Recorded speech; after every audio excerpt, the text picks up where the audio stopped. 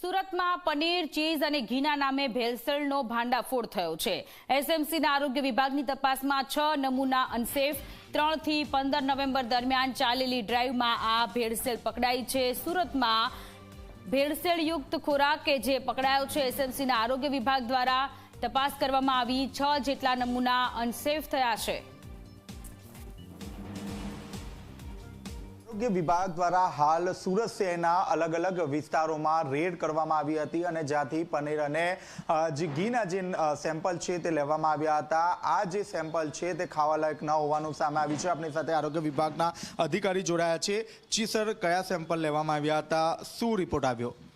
માન્ય deputy commissioner health and hospital સાહેબ અને આરોગ્ય અધિકારી સાહેબની સીધી સૂચનાના માર્ગદર્શન હેઠળ સુરત આરોગ્ય ફૂડ વિભાગની ટીમ દ્વારા તારીખ 3થી ઘી, પનીર, ચીઝ વગેરેના અલગ અલગ સંસ્થાઓમાંથી નમૂના લેવામાં આવેલ, જે ઉત્પાદન કરતા હોય, હોલસેલ કરતા હોય અથવા વેચાણ કરતા હોય, જે પૈકી કાલે 6 નમૂના અનસેફ જાહેર થયા છે।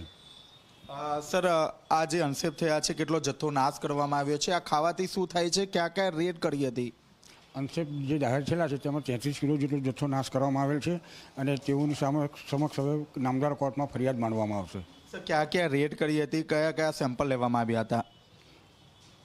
HL frozen food, Varachha road, Shiv Dharmaraj, Godadara, SP marketing, Udhna, Jay Gayatri dairy product, Khatodara, India dairy, Nanpura અને જી પેલેસ, કૃષ્ણા ટાઉનશીપ, મોટા વરાછાના સ્થળોએ રેડ કરવામાં આવેલ।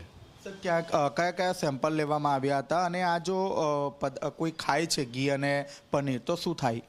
તેમાંથી ચીઝ એનાલોગ ચીઝના 2 સેમ્પલ અનસેફ આવેલ છે અને ઘીના 4 સેમ્પલ અનસેફ આવેલ છે। આ ખાવાથી શું થાય છે? આ ખાવાથી શરીરને નુકસાન થાય છે।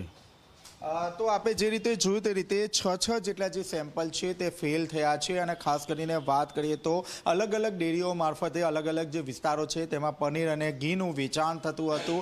હાલ તો આરોગ્ય વિભાગ દ્વારા આ તમામ જે જથ્થો છે તે નાશ કરવામાં આવ્યો છે અને વધુ તપાસ હાથ ધરવામાં આવી છે। કેમેરામેન વિજય બેસાણી સાથે ચેતન પટેલ, ઝી મીડિયા, સુરત।